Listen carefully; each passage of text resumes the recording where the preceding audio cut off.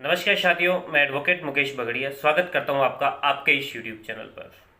दोस्तों, आज का हमारा वीडियो एक कमेंट के ऊपर आधारित है। उड़ान आईएएस का कमेंट है एक कि सर, हिंदी मीडियम से एलएलबी करने पर सुप्रीम कोर्ट के जज बन सकते हैं, प्लीज़ बताइए। इनके इस विषय पर चर्चा करें, हम आगे बढ़े इससे पहले मैं आपको बता दूं कि यदि आप इस चैनल पर पहली बार आए हैं और आपने अभी तक इस चैनल को सब्सक्राइब नहीं किया है तो मेरा आपसे निवेदन होगा हर बार की तरह कि आप इस चैनल को सब्सक्राइब कर लें, साथ ही बेल आइकन भी अवश्य दबा लें ताकि आपको मिलती रहे मेरे प्रत्येक वीडियो की जानकारी। अब हम बात करते हैं उड़ान आईएएस का जो वीडियो है कि हिंदी मीडियम से अगर एलएलबी कर लेते हैं तो क्या सुप्रीम कोर्ट के जज बन सकते हैं। देखिए, एलएलबी बीए एलएलबी यानी लॉ ग्रेजुएट होते हैं आप, तो दो कंडीशन है, या तो आप बीए एलएलबी किए आपने या एलएलबी किए। अब बात यह आती है कि आप हिंदी मीडियम से एलएलबी किए आपने या इंग्लिश मीडियम से किए। एज ए आपको राइट प्राप्त हो जाता है जब आप एलएलबी कर लेते हैं। मैटर नहीं रखता कि आप हिंदी से हैं या इंग्लिश मीडियम से हैं, आपका एज एडवोकेट इनरोलमेंट हो जाता है। आपका एज ए जुडिशरी के रूप में आप में जुडिशरी की एग्जाम देना चाहें तो आपको जुडिशरी की एग्जाम देने का राइट प्राप्त हो जाता है। कब? जब आपने एलएलबी कर ली है, हिंदी से हो या इंग्लिश से, कोई फर्क नहीं पड़ता। अब बात हम करते हैं जजेस की। जैसे आपने देखा होगा कि जुडिशरी में सबसे छोटी पोस्ट होती है सीजे, जुडिशियल मजिस्ट्रेट जो होते हैं, इनकी पोस्टें भी होती है। जुडिशियल मजिस्ट्रेट में कई जगह आप देखते हैं judicial first class magistrate, second class होते हैं, थर्ड क्लास होते हैं। सबसे निचले स्तर के मजिस्ट्रेट अगर देखे जाते हैं तो उनमें आप देखेंगे, राजस्थान में अगर देखते हैं तो मुंसिफ मजिस्ट्रेट का नाम सुना होगा आपने। उसके बाद आप देखते हैं एससीजे मजिस्ट्रेट साहब हो गए, उसके बाद एडीजे साहब हो गए, डीजे साहब हो गए। तो सबसे पहले निचले स्तर के होते हैं जो मुंसिफ मजिस्ट्रेट राजस्थान में कहा जाता है। अदर मान लो आप जुडिशियल फर्स्ट क्लास मजिस्ट्रेट या सेकंड क्लास भी कहीं चलता है, वो भी आप मान लें। राजस्थान में सेकंड क्लास मजिस्ट्रेट नहीं होते हैं। एमपी में, यूपी में आप देखेंगे सेकंड क्लास होते हैं। तो ये जो मजिस्ट्रेट होते हैं वो कौन होते हैं और कैसे बनते हैं? एलएलबी करते हैं, चाहे वो उन्होंने बीएलएलबी की हो या एलएलबी, लॉ में ग्रेजुएट हो गए। उसके बाद में ये एग्जाम देने का अधिकार प्राप्त कर लेते हैं और एग्जाम को क्वालिफाई करते हैं। अब हिंदी मीडियम से हैं या इंग्लिश मीडियम से, ये तो कोई मैटर नहीं रखता। और अगर एग्जाम को क्वालिफाई कर लेते हैं, प्रीलिम्स देते हैं, मेंस देते हैं, इंटरव्यूज देते हैं, उनको क्रैक कर लेते हैं, उसके बाद जजेस बन जाते हैं, मजिस्ट्रेट बन जाते हैं।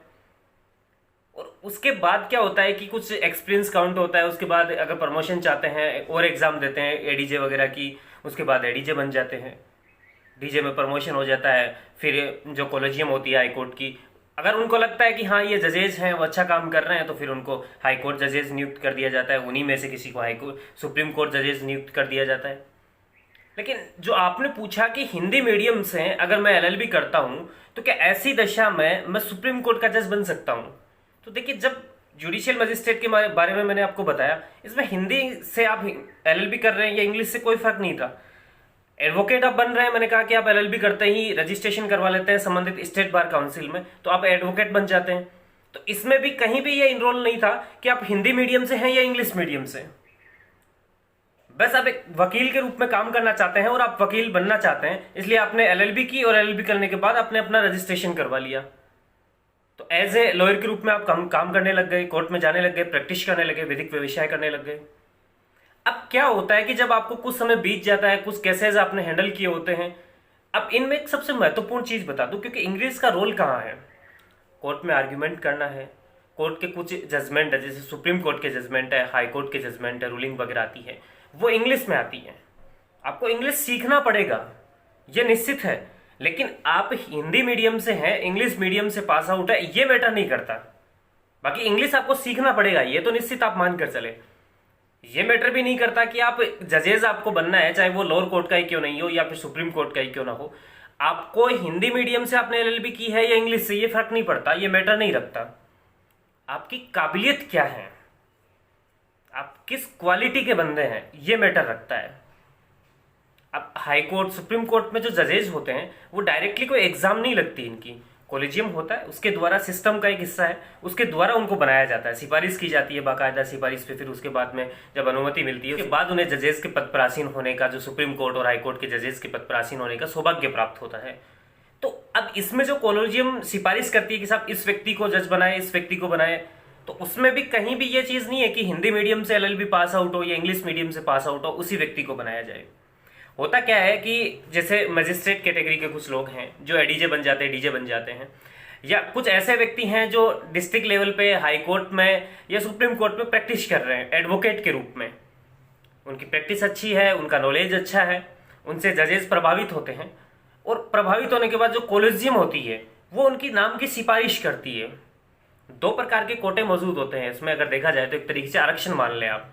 वकीलों को अलग से आरक्षण मिला हुआ है, वकील कोटे से हाई कोर्ट के जज, सुप्रीम कोर्ट के जज जाएंगे, और एक जुडिशरी से, जुडिशरी जो सिस्टम है, मजिस्ट्रेट हो गए जिनमें आप न्यायाधीश हो गए, उनके कोटे से अलग जाएंगे।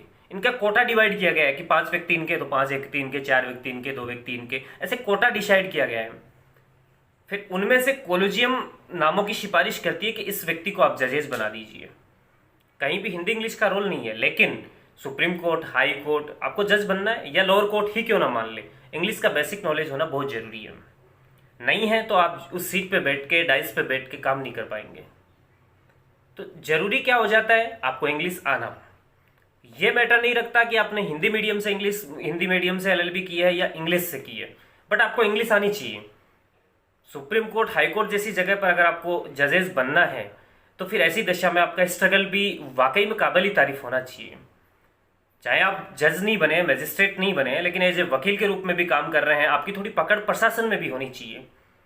शासन प्रशासन हिस्से होते हैं, कॉलेजियम में सिफारिश ऐसे ही नहीं जाती है किसी की, बहुत जगह पकड़ होती है, तब जाकर सिफारिश जाती है किसी वकील की जज के रूप में नियुक्त होने की। तो अगर आपकी है, आप मेहनत कर रहे हैं इस सेक्टर में, और हिंदी इंग्लिश का मैटर नहीं है, आप भूल जाइए इस चीज़ को। बाकी आप अपने काम के प्रति एक रुझान, आपके कर्तव्यों के प्रति निष्ठावान हैं आप, और ईमानदारी से काम कर रहे हैं, और बिल्कुल आपकी पकड़ शासन प्रशासन तक है, तो आपके नाम की सिफारिश की जाएगी कॉलेजियम में, और उसके बाद आप सुप्रीम कोर्ट, हाई कोर्ट के जज बन सकते हैं। तो उम्मीद करता हूँ कि आज का ये वीडियो, जो उड़ान आईएएस ने कमेंट किया है कि सुप्रीम कोर्ट का क्या जज बन सकते हैं हिंदी मीडियम से कोई पास आउट एलएलबी, तो बिल्कुल बन सकते हैं, कोई इश्यू नहीं है। लेकिन इसके साथ साथ जो मैंने प्रक्रिया बताई कि ऐसी चीजें होती है, वो भी आप समझ पाएंगे। जो कोई व्यक्ति इस वीडियो को देख रहा होगा, मेरे ख्याल से बेहतर तरीके से सीख पाया होगा। अब कॉलेजियम क्या होती है, कैसे सिफारिश होती है, कौन उस पर अनुमति प्रदान करता है, क्या है ये, इन सारी चीज़ों के बाद, इन जो भी सारी ये चीज़ें हैं, इनके ऊपर एक अलग से वीडियो बनाएंगे। कौन स्वीकृति देता है जो कॉलेजियम में सिफारिश होती है, उसके बाद कहाँ जाती है, सारी चीज़ों के बारे में एक वीडियो बनाएंगे विशद से। आज का वीडियो ओनली उड़ान आईएएस का जो कमेंट था उनके ऊपर आधारित था। उन्होंने पूछा कि सुप्रीम कोर्ट का जज बन सकते हैं, बिल्कुल हाई कोर्ट, सुप्रीम कोर्ट, किसी भी कोर्ट के आप जज बन सकते हैं अगर हिंदी मीडियम से आपने एलएलबी की है, तो कोई फर्क नहीं पड़ता है, लेकिन इंग्लिश आनी चाहिए। आप इस चीज़ को तो नोट कर लेना।